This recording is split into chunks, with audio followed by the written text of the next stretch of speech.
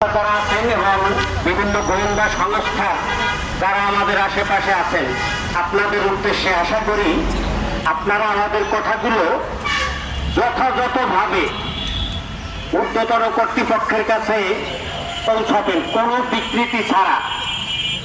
সম্মানিত উপস্থিতি, বাংলাদেশ জাতীয় প্রেস ক্লাবের সামনে যত সমাবেশ, মানববন্ধন যা কিছু হয়, বাংলাদেশের শিক্ষক ছাড়া অন্য কোনো পেশার, সমস্ত পেশারও এর অর্ধেকই হয় না।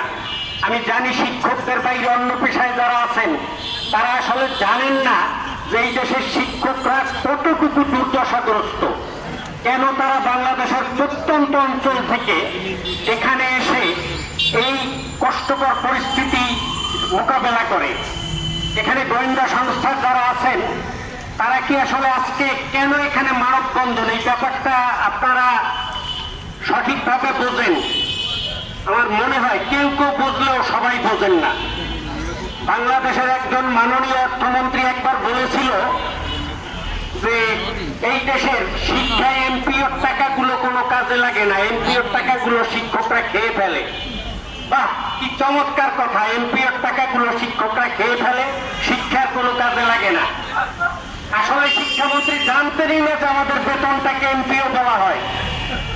সবাই বেতনভুক্ত হয় আর এদেশের শিক্ষকরা এমপিও ভুক্ত হয়। বাহ, কি চমৎকার একটা সিস্টেম! আমার নামের আগে লাগাতে হয় এমপিও ভুক্ত শিক্ষক। কেন আমি শুধু শিক্ষক লিখতে পারি না? আমাদের একটাই দাবি, সমস্ত শিক্ষা ব্যবস্থাটাকে আপনারা জাতীয়করণ করে কিংবা এমপিও ভুক্ত শিক্ষাকে জাতীয়করণ করে আপনারা এই দেশের সবাইকে শিক্ষক হিসাবে স্বীকৃতি দেন।